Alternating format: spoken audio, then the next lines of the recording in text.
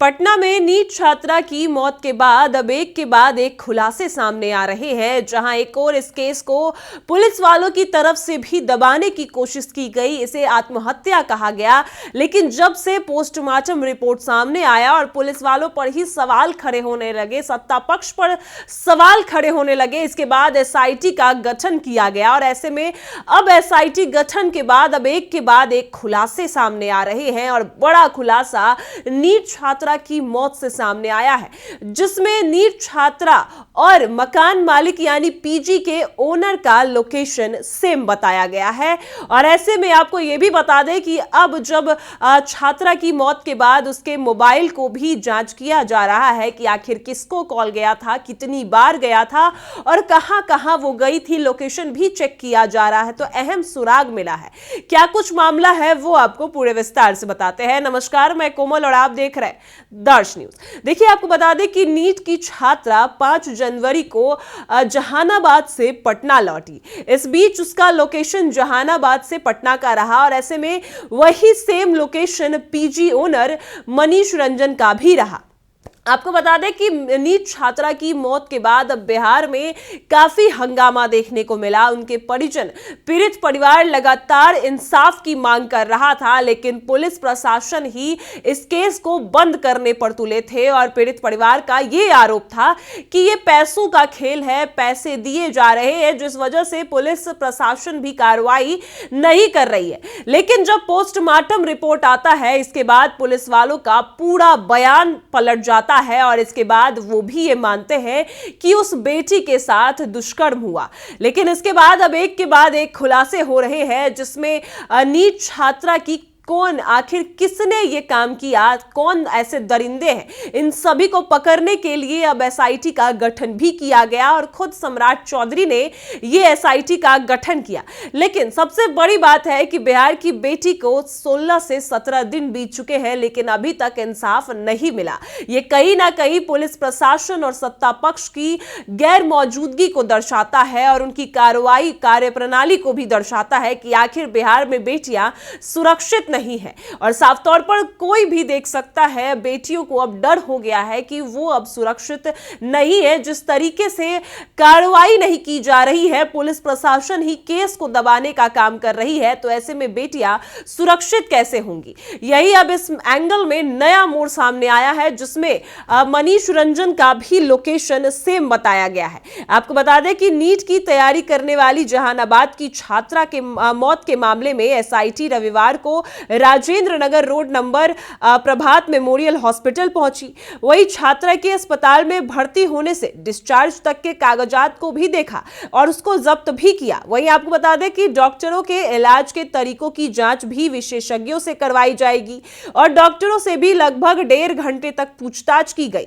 वही एसआईटी ने मृतका के परिजनों के आरोप पर भी छानबीन की और पूछताछ में डॉक्टरों ने बताया कि 6 जनवरी को छात्रा को बेहोशी की हालत में लाया गया था और उसे वेंटिलेटर पर रखा गया और अस्पताल प्रशासन का कहना था कि सभी प्रोटोकॉल जो है वो अपनाए गए। वहीं परिजनों को आईसीयू में जाने की इजाजत भी दी गई और परिजनों की इच्छा के अनुसार ही उसे दूसरे अस्पताल में रेफर किया गया, ये डॉक्टर का कहना है। और ऐसे में आपको बता दें कि फॉरेंसिक टीम ने छात्रा के कमरे की बारीकी से जांच की और नमूने भी लिए हैं। वहीं छात्रा के कपड़ों की जांच के लिए भी लैब भेजा जाएगा। लेकिन बड़ा खुलासा यह हुआ है कि मोबाइल लोकेशन जो है वो सेम बताया गया है। 5 जनवरी को छात्रा ट्रेन से जहानाबाद से पटना आती है। जहानाबाद रेलवे स्टेशन पर छात्रा के पिताजी इसको छोड़ने आते हैं।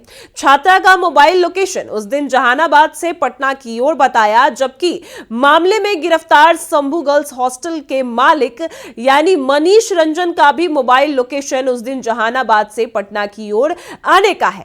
जांच टीम इस दिशा में छानबीन कर रही है कि मनीष का उस दिन जहानाबाद से पटना आना एक संयोग था या फिर इसके पीछे कोई साजिश थी।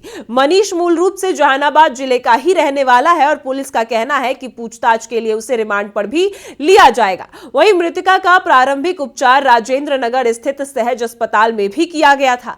वहां भी पुलिस ने रविवार को डॉक्टरों से पूछताछ की। डॉक्टरों ने बताया कि 6 जनवरी को दोपहर में छात्रा को बेहोशी की अवस्था में अस्पताल लाया गया और अस्पताल में आईसीयू की सुविधा सुविधा उपलब्ध नहीं होने के कारण उसे तीसरे अस्पताल भेजने की सलाह भी दी। वहीं डॉक्टरों ने छात्रा को प्रारंभिक उपचार व जरूरी दवाइयां देकर रेफर कर दिया। लेकिन ऐसे में अब जब सभी एंगल से पुलिस एसआईटी की टीम जो है वो जांच कर रही है, तो ऐसे में सबसे अहम सुराग मोबाइल लोकेशन का मिला है, जिन पर अभी भी जो है तलवार लटक रही है। ये पीड़ित परिवार का भी आरोप था कि पीजी के मालिक का भी इसमें काम हो सकता है, और ऐसे में अब लोकेशन सेम होने के बाद भी मनीष रंजन कटघरे में। आपको बता दें कि साफ तौर पर इस लोकेशन से ये तो साफ होता है कि जिस समय छात्रा जहानाबाद से पटना लौट रही थी, जिस ट्रेन से जो है जिससे भी वो पटना लौट रही थी, उस समय मनीष रंजन भी उसी से पटना लौट रहा था, क्योंकि दोनों के लोकेशन सेम बताए गए हैं। और 5 जनवरी को ही छात्रा भी जहानाबाद से पटना लौटी और मनीष रंजन भी जहानाबाद से पटना लौटे। आखिर ये संयोग है या फिर कोई सोची समझी साजिश?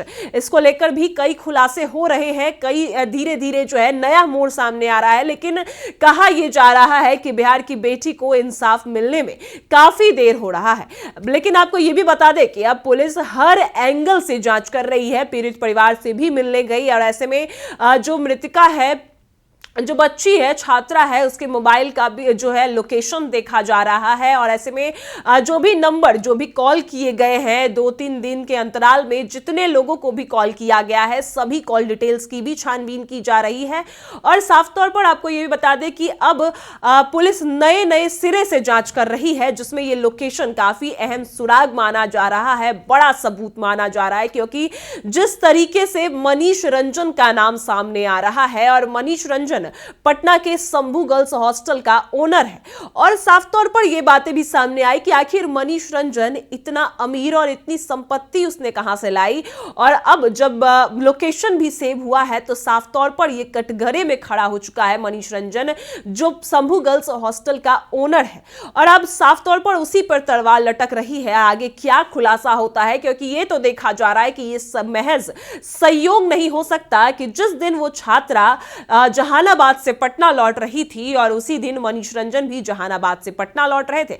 हालांकि मनीष रंजन भी जहानाबाद का ही रहने वाला है, लेकिन इतना बड़ा संयोग, और अगले दिन ही छात्रा की जो है वो छात्रा 6 जनवरी को ही बेहोश की अवस्था में मिलती है। तो ऐसे में यह कहा जा रहा है कि मनीष रंजन ने यह सोची समझी साजिश चली है, और आगे क्या कार्रवाई की जाएगी, क्योंकि एक तरफ अब मोबाइल के जो भी कॉल डिटेल्स हैं, लोकेशंस हैं, सभी को ट्रेस किया जा रहा है, तो वही दूसरी एंगल पर भी छानबीन की जा रही है। एफएलसी की टीम जो है वो कमरे की तलाशी, छात्रा के कपड़ों की तलाशी, कई नमूने भी ले चुकी है, जिससे फॉरेंसिक जांच की जा सके, और भी कई जो है मामलों पर कार्रवाई हो रही है, कई एंगल निकाले जा रहे हैं। लेकिन अब ये जो छात्रा की मृत्यु हुई, इसके बाद बिहार में बेटियों की असुरक्षा जो है वो साफ तौर पर दिख रही है कि बेटियां बिहार में सुरक्षित नहीं है, और इसके बाद मृत्यु के बाद भी बेटियों को न्याय मिलने में काफी समय लगता है, और पुलिस प्रशासन खुद